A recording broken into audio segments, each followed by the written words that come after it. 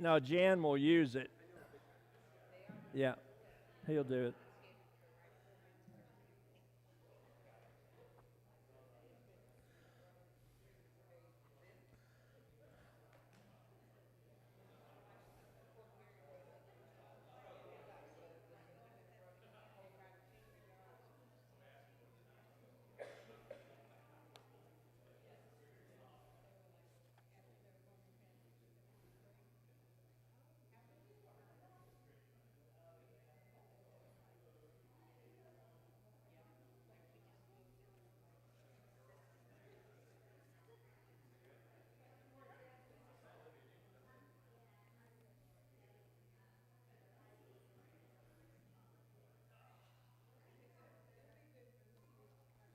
That's a long 45 seconds.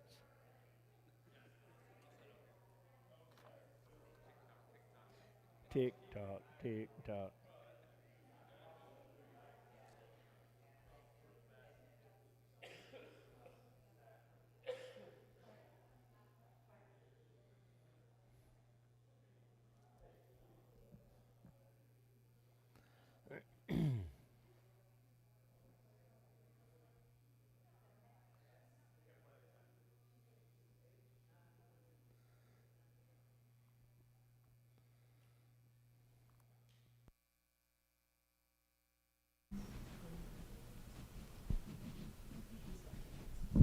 Good evening. Welcome to all of you who are here and to all of those who are joining us online. Joel, I think I'm going to call an audible on this song because I don't think we've got the bases to carry it. So let's just do one that we know by heart. Alas, and did my Savior bleed, and did my Sovereign die? Would he devote that sacred head for such a one as I? At the cross, where I first saw the light, and the burden of my heart rolled away. It was there by faith I received my sight, and now I am happy all the day. Was it for what that I have done? He groaned upon the tree. Amazing pity, grace unknown, and love beyond degree. At the cross, where I first saw the light, and the burden of my heart rolled away. It was there by faith I received my sight, and now I am happy all the day. Thanks, Dan, and welcome everybody. Neil Flores is on travel out of state, and you're going to have to put up with me tonight doing the announcements. We also have a guest I'll introduce in just a few minutes. Thank you for being out here tonight. Thanks for everybody who's online. Welcome to our Kangaroo Travelers. I'm glad y'all got back and had a great trip. Good to see you smiling again in the audience. Tonight, let me go through just a few announcements and lead us in prayer, and then we'll talk about our guest. For those of you who know, we have a very active, ongoing ministry with Messengers of Hope and food collection. Those folks have just reached the bottom's edge of where the shelves are still bare, and they are asking us to contribute not only food stuffs, but monetarily if we can. And I know each week that the collections are made and the food is taken out there. But let's just continue to do our best to help that bunch. This month's perishables that they want, non-perishables in this case, mac and cheese and hamburger helper. Those are the two things for the month of February. Mac and cheese, hamburger helper. This Friday night, it's the party with the preacher time. Neil is going to host the Dynamic Youth Bunch with food and fun and games and some Devo time. And he's asking us to let everybody know from 6 o'clock to 9 o'clock here at the building that it's preacher party time. And that would be great. Neil at a party adventure with food. That's amazing. I would ask you, if you're going to come, let Neil know by RSVPing either to the office or look in the directory, and you can send a text message directly to him. Party with the preacher, 6 to 9 Friday night. There's also the following week, February the 10th, is all families with young children are invited for the camp out for families and young children time. That's 9 a.m., 5 p.m. on the 10th of February, all the way through the overnight, and then Saturday morning until February 11th, at 9 o'clock at the Chathams. So 10 and 11, Chatham's house, family camp out. Y'all come. The Dynamic Teens ask us to mark our calendars for 2 upcoming events. One of those is the bonfire. That's Sunday, February the 26th. And then they're going on a hike out at the Hillsborough River State Park. And they're going to be doing that on March the 18th. I'm sure that'll be a lot of fun, hiking Hillsborough River State Park. Fun day in the park for families, March the 11th, 10:30 to 12:30. Bring a picnic lunch, bring your lawn chair and blankets, and join all of our children's ministry folks on the family fun day at the park. That's going to be at the Land O'Lakes Rec Center on Collier Parkway. So that's pretty neat adventure also. Then we got 2 save the dates in April. If you hadn't got any idea, we're pretty busy around here, and this is a great time to be in God's army. Saturday, April the 8th, is the Easter Family Fun Day, 10:30 to 12:30. And then Sunday, April the 9th, Easter Sunday, bring your friend and enjoy Easter service in the tent. And our tent crew will gather. Don't worry, we have a photo from last year where we'll send everybody a personal invitation to rejoin us to raise that tent.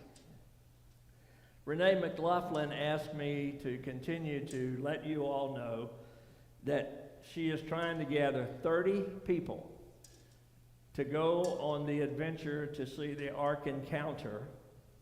That is May the 21st through the 27th.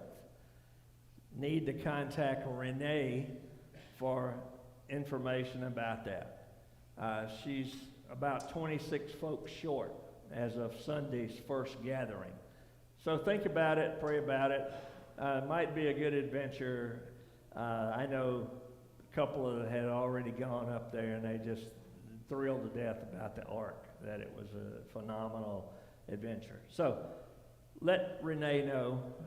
The idea is that all the people that are going to go, you leave your car here in the church parking lot, the motor coach is going to pick you up right here, and then y'all are on your adventure. It's a couple of overnights, meals served, the whole bit, with the tickets to get in there. Okay? Any other announcements that I missed? Okay. I want to let everybody know that we got a call today in the office. Bill Collette has tested positive for COVID. And remember, our brother Bill is also taking cancer treatments. So he wanted us to let everybody know prayers are definitely needed. He is on the antibiotics, the super cocktail, and for healing of the COVID. And the prayers are that that stuff won't have an adverse impact on his chemo treatments. Okay? Bill Collette needs our prayers, please. Let's do that right now. Lord God, thank you for the activities and the actions that you have brought to this family of yours here at North Tampa. Thank you so much, Lord, for the blessings that you give us. Father, you're the great physician, and I just ask that you would bring special attention to Bill Collette as he's battling COVID and cancer. Father, please bring wellness. Please help him to fully recover. Father, help the family here at North Tampa. Help us help him. May we continually lift up prayers for him as he's going through this adventure and this ordeal. I also lift up a prayer for our brother Jack Beaverland. Father, he's having adverse reactions to his chemo, and it's just a plea that you bring comfort to Jack and wellness, please. Help Karen as she's attending to her man, and to help him when times bring him down and that he is just sick. God, help him, please, to be well and to cure the cancer, and please bring relief to the adverse effects of the chemo treatments. I pray this prayer in the name of Jesus Christ. Amen. Amen. This evening we have a guest, a longtime friend of mine, a fellow elder that served with me many years. He and his wife have taken up a mission of running a children's home in the Dominican Republic. Paul Wirt and Barbara Wirt are co-directors of the children's home, and Paul and Barbara and the work of the children's home are a vested interest and a daily occurrence here in this congregation, where we are not only providing prayers, encouragement, contacts, and some financial assistance. The big deal here is that Paul and Barbara are the co-directors housed in Fairfax, Virginia. They spent several years on the turf in Bobita, Dominican Republic. And by the way, Paul will tell you, this is not Punta Cana resort. And Brent Bird will tell you, it's also a long way from civilization. I can attest, because I've lived there too during 2 summers with college groups that we brought in, and I was actually leading the college kids. It's 3 hours from the nearest airport, and you're not fully aware that electricity is going to be on from day to day, or much less the water will work. If you want to ask firsthand experience, you can talk to Patty Bass or Valerie Ward about this situation. They'll tell you how it works. Through all that, there's this wonderful children's home, and Paul's going to tell us about it, what's going on there, what's happened, and what he's praying about will happen. He's going to talk to you about the staff. He's going to talk to you about challenges. He's going to talk to you about opportunities. And without further ado, let's welcome Paul Wirt.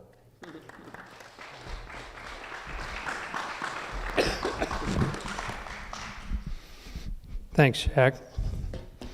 First of all, is my voice coming through? I'm getting over a cold, so my apology. I have cough drops here. I've got Kleenex, and I have a bottle of water. No COVID. No COVID. I took a COVID test. On Sunday, I was up in Ocala at Maricamp, talking with them. They're actually the longest running church with the children's home. They've supported the children's home over 20 years. But I had a bottle of water on the, I'll call it pulpit, and I had my Starbucks cup. And I told them I felt like a football coach after a game. You know how they always have the Gatorade? But anyway, thank you. As Shaq said, I'm Paul Wirt, the better half of the Paul Wirt and Barbara Wirt team is not here. The first week of the month is a busy time for my wife, the smart accountant, and she works for another nonprofit, a trade association, so she's busy up in Fairfax. Our story is, I worked 35 years for the Department of Defense. We moved from St. Louis to Fairfax in 1990. We were always involved with the youth group, but we got involved with missions late in the 1990s, early 2000s. We started being chaperones to Bobita in 2002 with those short-term missions. So between us, we led more than 14 groups, teens and adults. And as I was preparing for retirement in 2012, we approached Manna and said, we'd love to come to Bobita and do something. And so they said, we need help at the children's home. So Barbara and I lived in Bobita from 2013 to 2018. And then we'd only signed up for 2 years, but stayed for 5. And it's hard work there, right, Brent? He was with a team from Jeffersonville, Northside Church of Christ, who did a lot of work on the children's home compound several years ago. So that's the word story. I do want to mention the Shacks are very special. Cindy more so than Shack. But we've known them many years, so many years that Shack and I both had hair at the time. Okay, I'm not used to live streams, so I apologize to the people out there. I'm not nervous, am I?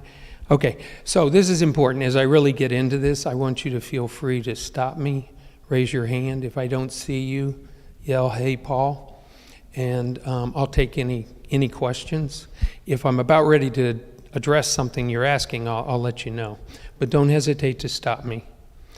I'm sharing this story of the children's home. I did it 2 years ago when we were last here. It's not only about the children's home, but it's about your church, your family, all of North Tampa, and your involvement. So I'm going to get started. Also, I think I have control of the slides, which is a scary thought. Okay, so we wanted to give you an overview of Manna, just really quickly. Of course, in the upper left hand, you see the Manna Children's Home. And that's really what I'm here to talk with you about, and that's what your church does. They support the children's home. Go to the right. Another important part of our Manna global missions is groups. Groups are very important. During COVID, we were severely impacted. For over 2 years, we had no groups. And that's important at several levels. One, there's an overhead to having groups come in, so it brings in some money to Manna, but also the interaction, especially for our children's home kids, they love groups.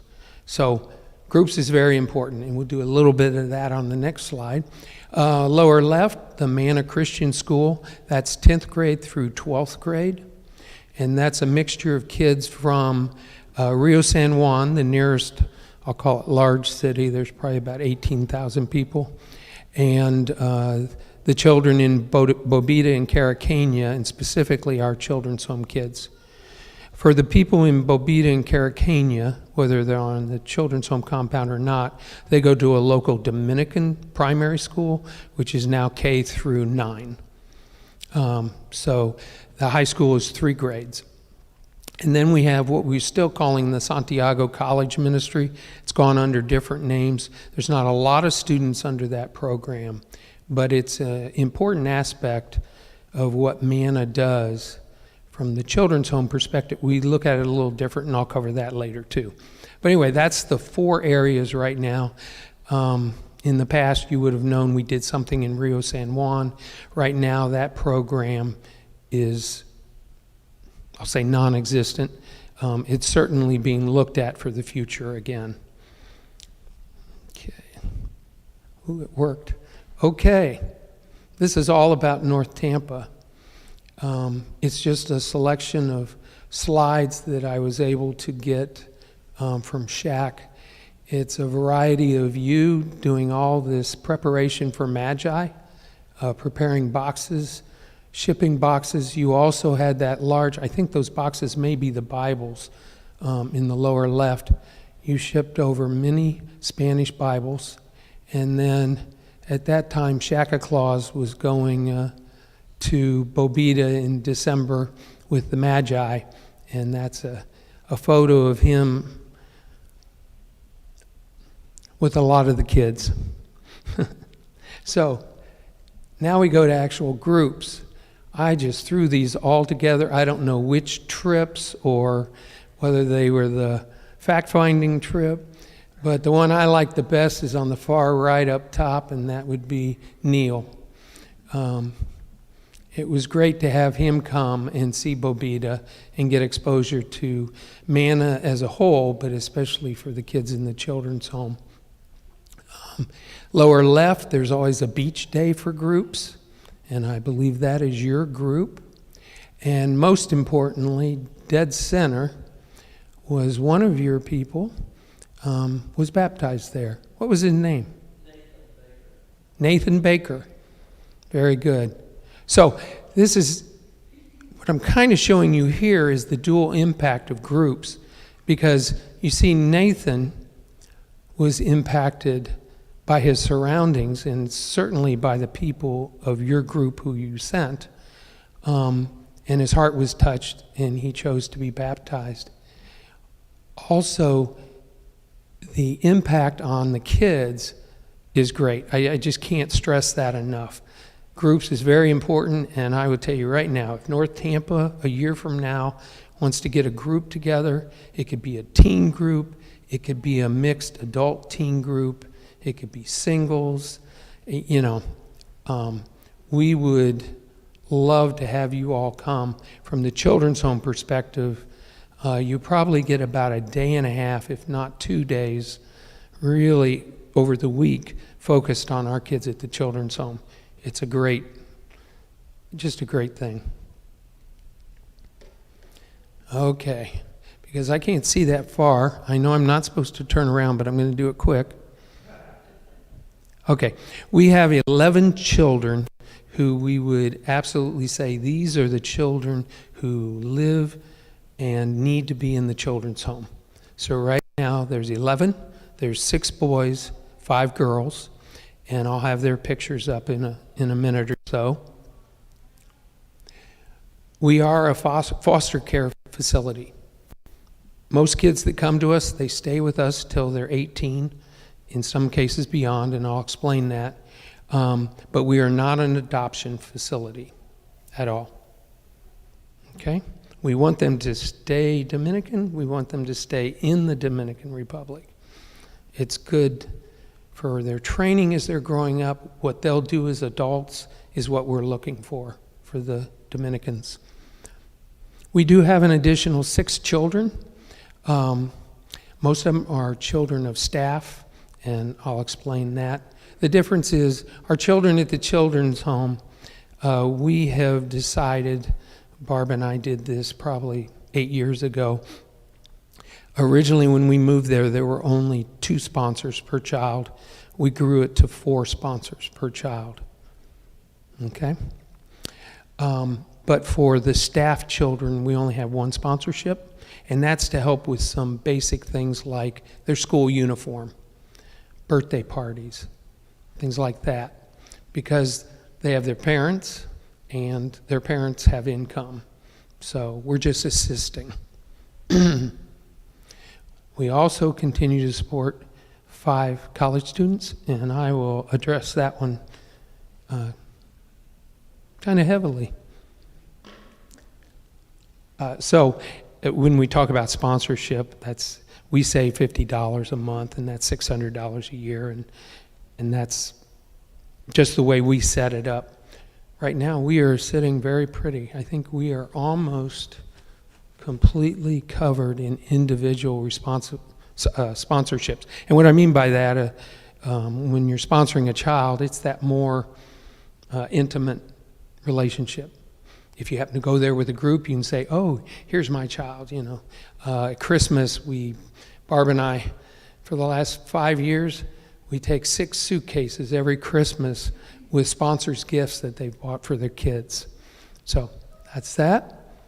And then we do have 4 churches that support the Manna Children's Home. And of course, you all, I love to say, yay, North Tampa. You're very important. We have Camp, we have North Tampa, and we have our church, Fairfax. And then not a set budget all the time, but every 3 to 4 months we get a good chunk of money for the children's home from Cloverdale Church of Christ in Searcy, Arkansas. So we consider that our 4 churches. And the way we look at that, when we talk about churches' money, we just generally look at it as running the children's home, buying the groceries, maintenance on the truck, salaries. Whereas when we talk with individual sponsors, we say, here's the benefit to your child. Okay, let's meet the kids. And if any of you were here 2 years ago, they've grown up. So I think I can do this one looking forward. The 2 top girls, Josnary on the left and Josmary on the right, they are sisters. In our vernacular, we would say half-sisters. But over there, they're just sisters. Josnary on the left was 3 when she moved to the children's home, and her older sister, Josmary, was 6. Barb and I had been there just over 5 months when we got a call from Konani. Konani is like their Child Protective Services.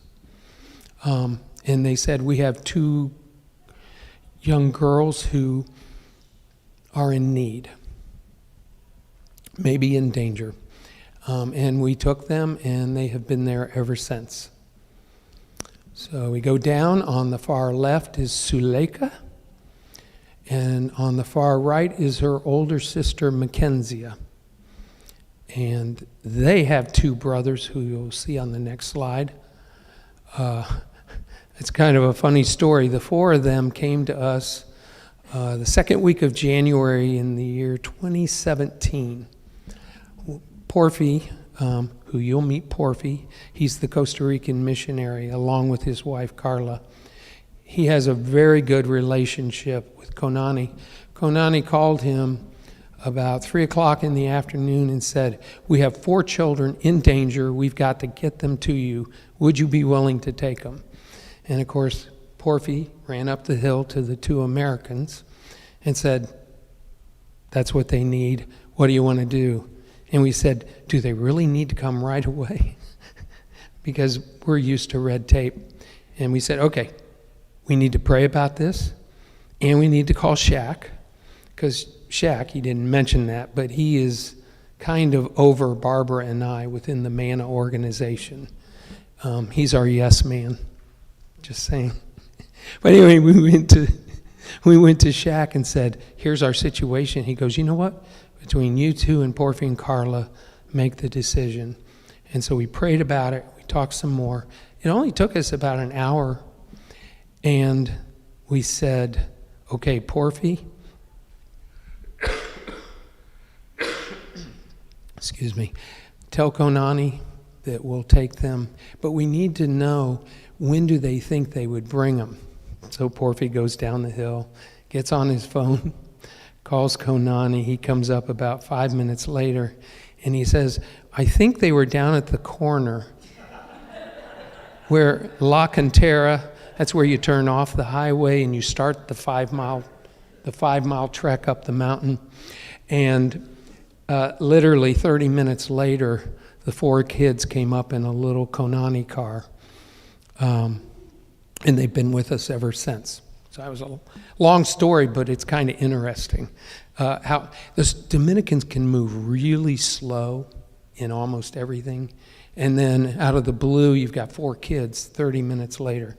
It was amazing. I will say that morning, I guess it's how God works.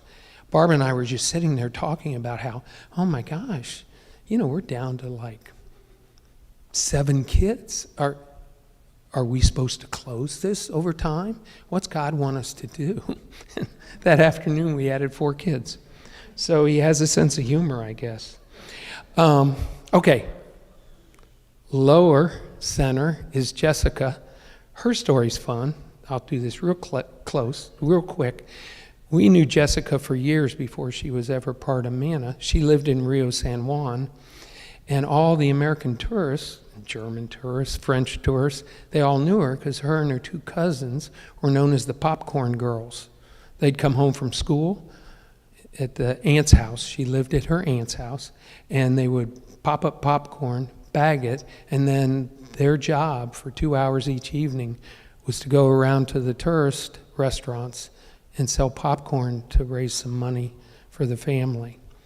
So Jessica is, I'm not talking a lot about the parents, but I will mention that Jessica's aunt, very nice woman, has very little money, and the money she has really was spent more on her 2 daughters. Jessica wasn't a Cinderella story, but it had touches of it. About 8 years ago, the tensions between Haiti and the DR, they're always there, but they were worse that year. They were talking about deporting any Haitian that had no paperwork, and Jessica would have fit that model. So she called Porfi. Porfi called Konani. Konani told us, you need to coordinate this with the aunt and have her sign off. Jessica does have a father who lives about 2 hours away, and we had to coordinate with him. And the next day, Jessica was at the children's home, and she's been an amazing addition. She's a senior this year. They're small classes. There are probably only 7 or 8 kids in the senior class, but I guarantee she will be magna cum laude if they had it. She is highly intelligent. Doesn't make her better than the other kids, but it's just an attribute that she has. Any questions before I go on? Because I'm just running through here. Okay, now the boys. Okay, I mentioned the 2 sisters, Suleika and Mackenzie. If you look on the left, the 2 boys on top, Giorgino, and below, Salvador, they're the 2 brothers. I will say, of those 4 kids, they share the same mother, but there are 3 different fathers. So it's just the way it is. I'm not throwing spears at this. It's just the way it is. I will say the mother decided to leave the country. And in 2017, that's the bad situation they were put into. She left them with a man who was not any of their father. So it was really bad. And thankfully, Mackenzie, the oldest, went to her principal, who called the police, who then they called Konani, and Konani called us. And that's how they got to the children's home. And all 4 kids are wonderful. Salvador, definitely the lower one, has anger issues. And we'll talk about our psychologist in a few minutes. Giorgino just loves everybody, which could have its own problems. But he's a sweet little kid. Okay, I'll try to move quicker. Enger is the one we know the most. He was 2, about to go on 3, when Barb and I moved there. And he's just a sweet kid. His mom lives in Santiago. She was 15 when she had him, and she had 3 brothers who were at the children's home for a while, and she knew of Porfi and Carla. She called Porfi and said, I have a newborn, I can't take care of him. So Porfi and Carla drove over and got him. We now only take kids through Konani. They've become very professional, and we try to do things by the books, and that's the way it should be. But Enger, the guy, to his, in the upper right, Givens, in the lower right, Christo, all came to us before there was any kind of Konani involvement. Lower middle is Christian. He came to us in about 2015. I'll go back to Givens, upper right. His mother in Puerto Plata, when he was just not even a toddler, didn't want him because she said he was ugly. And that's the truth. So she took him to the hospital and left him. And the reason we got him was 6 months prior to that, Christo, the one on the lower right, who had come from the same village, his mother had died, and he was malnourished.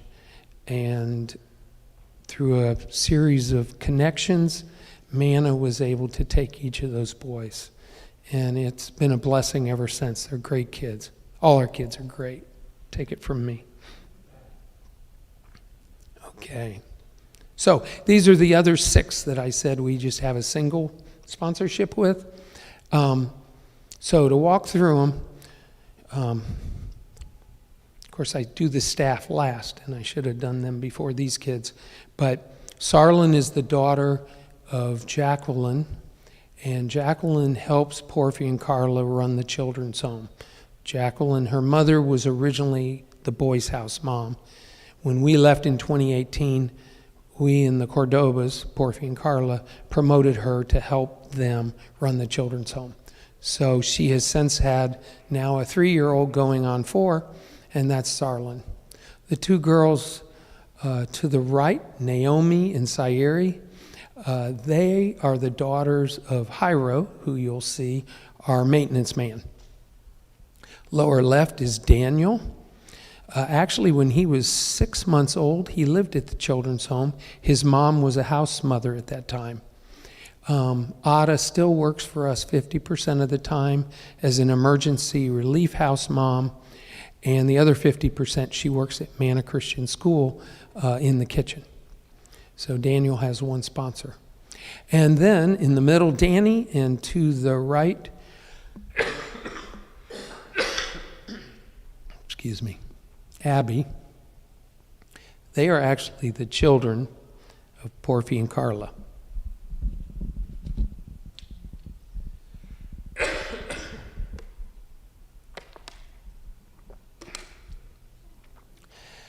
And we'll hear more about them in a minute. Okay, so that's the 6 extra kids with some coverage. All right. I still, as much as I love all our kids, I love talking about the college kids.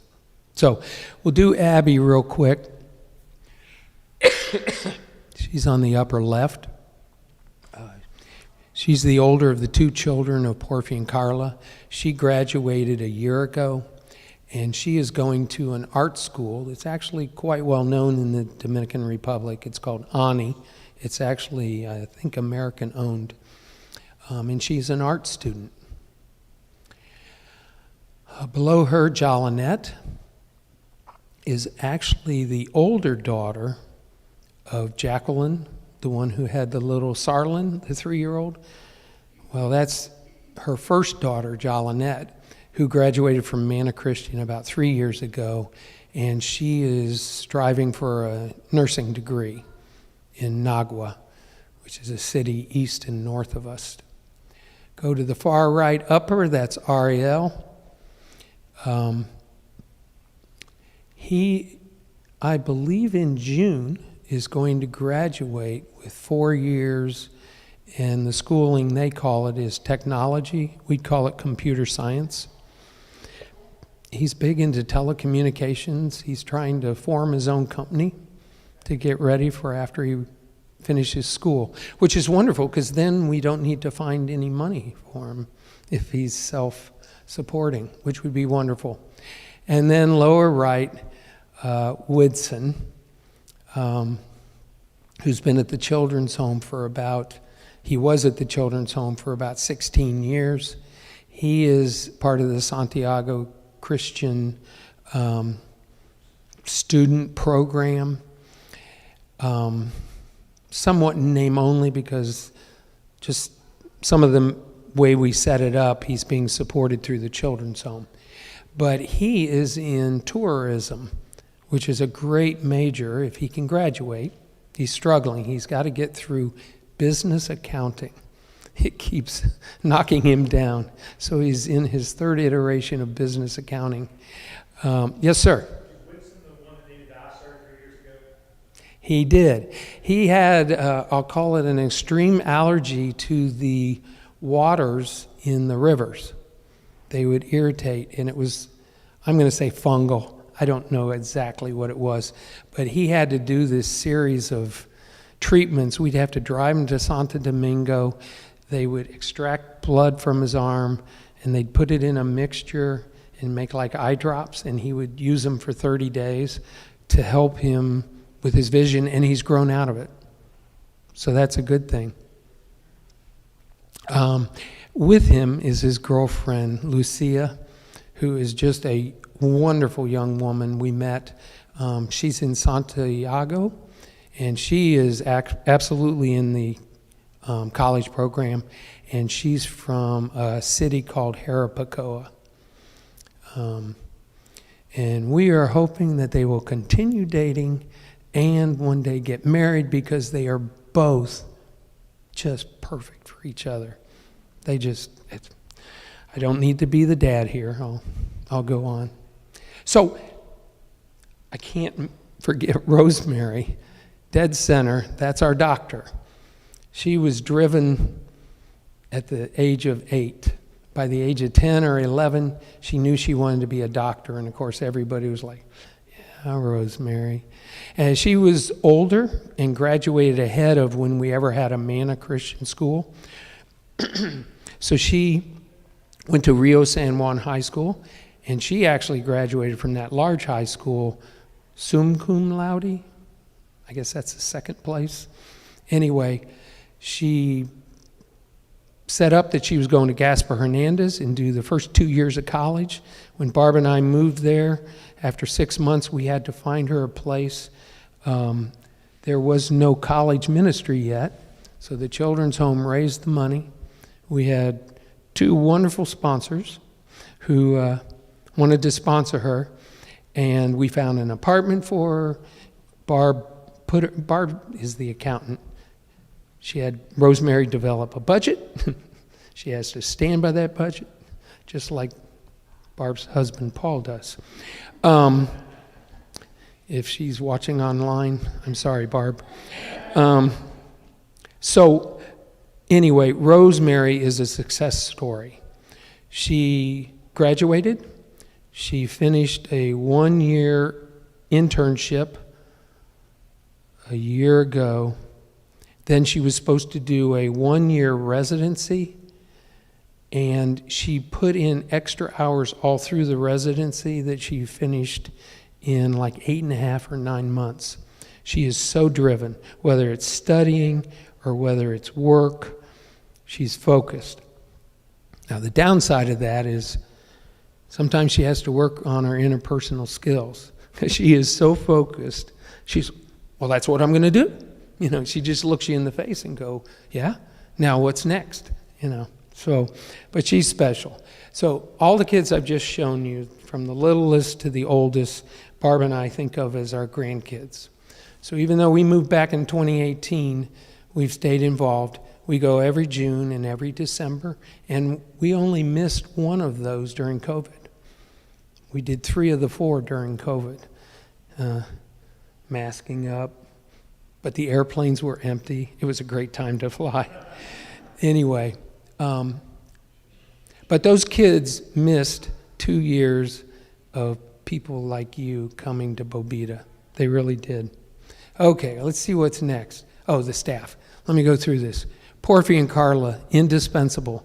He is from Costa Rica. He met Carla in Honduras. They got married, so we say they're both from Costa Rica. But she'll tell you Hondurans know how to cook, and she does cook very well. They have been at the children's home now they've been in the Dominican Republic 13 years, and I think just over 12 years. After they got there very quickly, they were asked to come to the children's home versus Rio San Juan.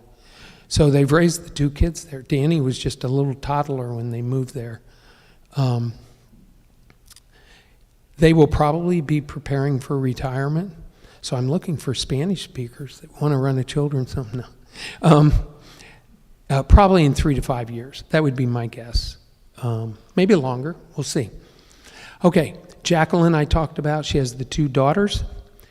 She's on the left. We call her the Children's Home Ops Director. She assists Porfi and Carla. In the middle is Rosa Ariz. She is the girls' house mom, and she's perfect for the girls. She'd be perfect for the boys too, but she's perfect for the girls. She gives them the attention, positive attention that I think they need, and she doesn't hesitate to give them direction, if you know what I mean. I just found out today that Rosa Elena has given her 4 weeks' notice, so she's leaving at the end of February. Her and her sister, who's pictured later, who's a replacement house mom, have a very ailing mother, I believe. My Spanish isn't great, but I think it's their mom. So they have chosen to move on. And Porfi today said that they actually have a line on a new house mom. And they'll have to vet her and all that. Okay. I'm going to start in the lower right. That's Yolanda. She's the sister. So she'll probably be moving on. She's just she is a replacement house mom. They're indispensable. They work 4 days a week, and each house mom gets 2 of those days off, if that makes sense. When we moved there, each house mom had 12 hours off. They'd get up on a Thursday or a Friday morning. They'd have to find a ride down to the road to get them to Rio San Juan. They'd have probably about 8 hours at home to probably wash the clothes and dust their house. They'd turn around and come back to work for another 6 days. It was very hard for them. And Barb looked at me one day and she said, they're going to 5 days a week, and we're going to find a way to do it. So she looked at me, go raise money, Paul. So that's what I did. But anyway, Barb is the big thinker. She is something else. Okay. Lower left is Ada. She's the one who many years ago was a house mom and now works for us 50% of the time. Upper right is Jairo, our maintenance guy. Excellent. He's always there. He's always willing to work, and he'll do whatever. There he is showing off the new weed whacker we got him. I had to go out and raise money for that. Okay, and then I saved, maybe not the best, but a very impactful one for last. Our child psychologist, Grayley, we found her 3 years ago. She works for us just 2 hours every Friday. She comes from Gaspar Hernandez. She focuses on all our kids, but she certainly has a focus on, I mentioned Salvador has anger issues, and a couple other kids have some specific issues that she works with them on. That's wonderful. She's helped Porfi and Carla because of her interaction with Konani and being a psychologist. She knows how to organize the paperwork, which is excellent. It's needed. But the best of all is she loves to come out whenever the kids have a birthday party. So she brings the cake from Gaspar Hernandez, and it's not homemade, but definitely bakery made, good quality, and the children's home pays for it, but she comes out, brings the plates, the napkins, makes banners. She is not just a good psychologist, but her interpersonal skills with our children is amazing. So that's a good thing. Okay, I'm getting the high sign. The reality of having a children's home is maintenance. I know this is boring, this isn't about the kids, but it's essential. So, very quickly, upper left, just for the fun of it, the boys that day were getting new plastic chairs for their kitchen, dining room. boys are a little tough on plastic chairs. So about 2-1 over the girls, we have to replace them. And Porfy's like, they always break them. And we're like, Porfy, 1, they're boys. 2, they're plastic. 3, go buy them. So then Barb says, okay, Paul, get the money. I did 2 shots of a new door. I think it's actually the same door. One's closed and one's open. But we did front and back doors in the girls' house and the boys' house for improved security. They were wooden plank doors. Our old house, which you can see if you look at the cistern on the right-hand side, the house above it, that's where Barb and I lived for 5 years, and that's now where Jacqueline lives. That house in Porfy and Carlos had metal doors, but it was the kids' houses that needed them. So we found money and did that. The cistern was hugely important.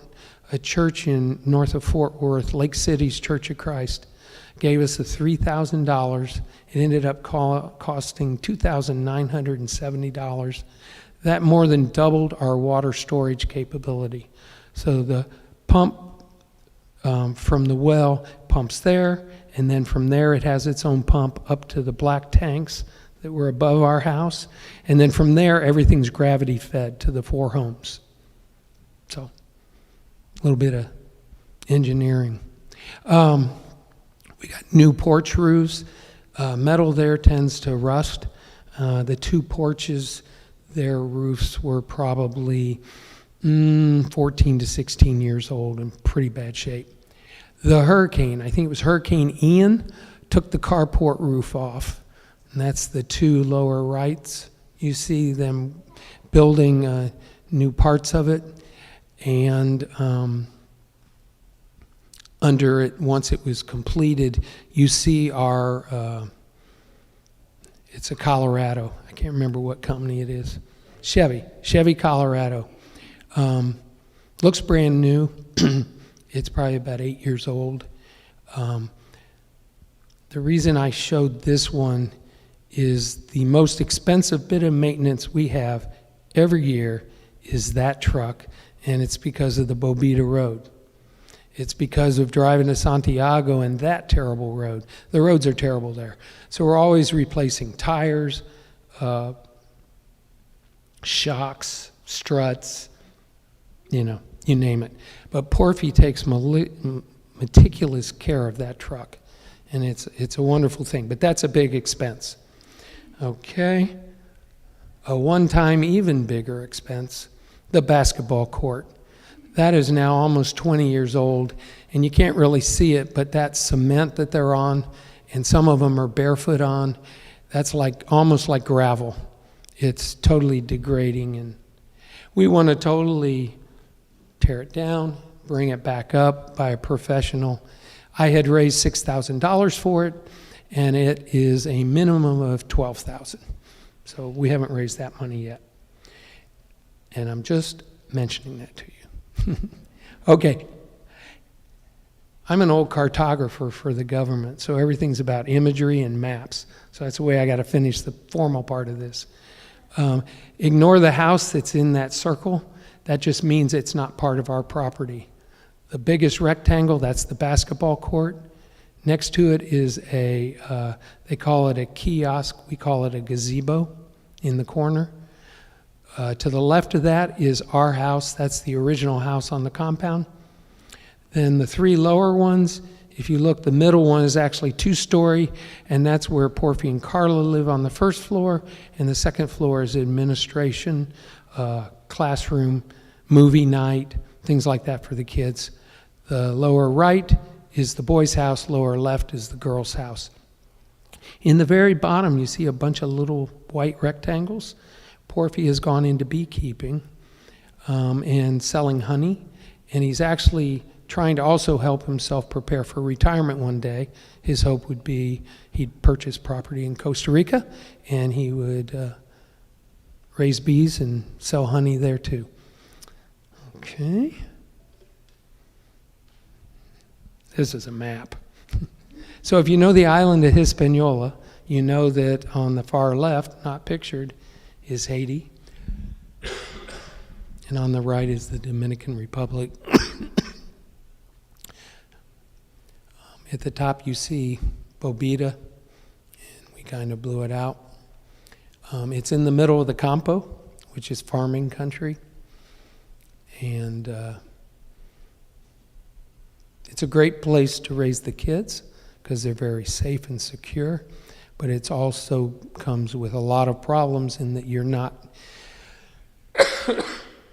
excuse me, near any of the big cities.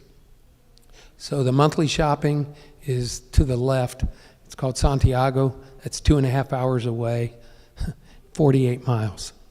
And then Rio San Juan was just further up the coast from Bobita in the inset. And that's where they do the weekly vegetable buy. So they get fresh vegetables every week. So I think that's it. Yes. I want to say, because this is important for you to hear, the children at the children's home are safe. Does it guarantee perfection? No. Does it guarantee they won't be hurt? No. But as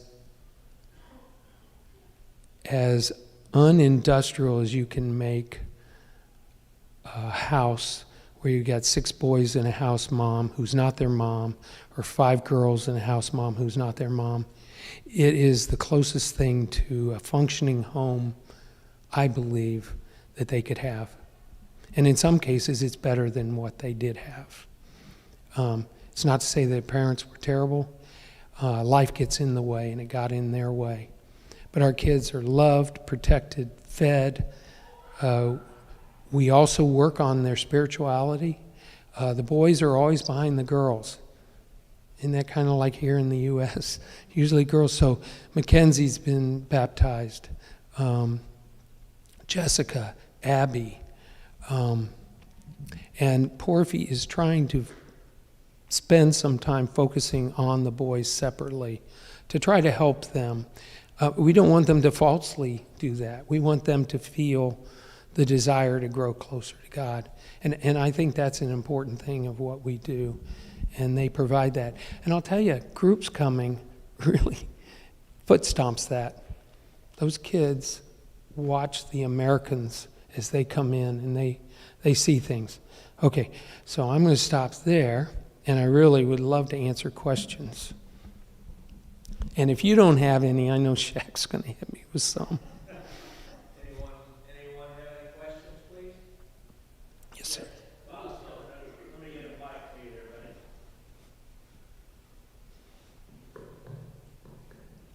buddy. Oh, sounds like it's working. Explain a partial sponsorship. What does that entail? Okay. When we talk sponsorship, Barb and I think of an individual paying $50 a month. It's just a number we set. When we moved there, it was 2 sponsors per child, and it was $45 each, $90. And those children, and there was only 2 sponsoring churches. There was not a lot of money. In Manna, the way they set it up is each ministry is responsible for their own fundraising. To be honest, Porphy and Carla don't know how to fundraise. They're Costa Rican. Any of their contacts don't have a lot of money in Costa Rica, and they don't know how to ask Americans. So Barb and I came in, and I talk too much if you can't tell. I would take every group, every chaperone on a tour of the children's home and try to get a contact with them. So a partial sponsorship, you could think of that. The way we have it set up right now, there's 4 sponsors per child, or $200 a month per child. Now also, when I was talking about partial sponsorships, there were those 6 additional people where we just do 1 sponsor per, just to help them because their parents earn money. But they're the children of our workers, and we want to try to help their parents offset some of the costs. And we think of them as our kids. So I don't know if that explained it. Okay. Anyone else? As your partner here, North Tampa, give us a couple of your largest challenges right now where we as your partner can, what are your prayer needs? How can we encourage you? How can we make connectivity that goes deeper to build relationships? There's several answers to that. Together, they probably don't each connect to the other. One, I would say, I would tell this to any church. If you could get a group together and go and invest time there, that's huge. It's just, and I know it's short term for a church, but it is long term for the children you impact. Maintenance is a struggle. You know, we have trouble with the truck, and it impacts the funding for the children's home. We have the need, we believe, strongly believe, that basketball court needs to be brought up to speed. So we have challenges like that I'm not necessarily going to churches and saying, can you fix that? But if there's, I'll say, a high school coach that goes, oh, I could probably give $1,000, you know, I would probably try to I would talk to that person and say, you know, if that's something you really like, if there's someone in the medical profession who would like to help Rosemary, she is still underfunded. She still has some more work to do, even though she is about to become a Dominican doctor. She's wanting to do further studies that would help her achieve something that could be used both in the United States and the Dominican Republic, whether she eventually went to the U.S. and worked, or whether she got the training there and then went back to the DR. So there's all kinds of issues like that. I will say during COVID, our kids at the children, this is actually a good news story, our kids at the children's home actually thrived scholastically. And you know why? Because Carla and Jacqueline did the hands-on for those 11 kids 5 days a week. They made sure they did their homework, and they gave them, I'll call it 1 on 11 attention. At the Bobita school, not criticizing it though, you got 90 kids and 7 teachers, and they weren't getting the same attention. So during COVID, our kids, the ones that were, you know, like C level or a little below, actually went to B's and A's. And they're actually staying there now that school's back in session. The impact, though, was they lost a lot of that interpersonal with groups in the U.S. They missed that terribly. Just can't stress it enough. Great, thank you. Last call, good involved, anybody? Let's give it up for Paul. Thank you for giving us. Well, thank you for putting up with my cold. If you would, let's stand together and Brother Kent will pray us out of here.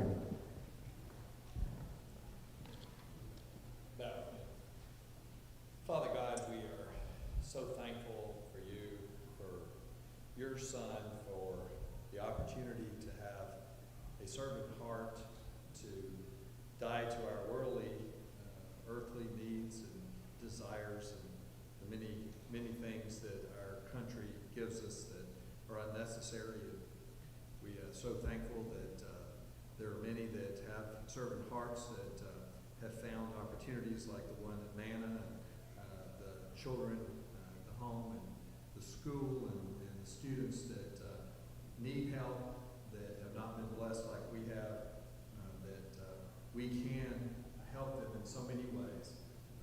We just ask that tonight we remember everyone that we've prayed for earlier, that we remember to lift each other up, remember those in need around us, but we have a specific need of these wonderful children that are being exposed to God, that are being exposed to people that care about them. We ask that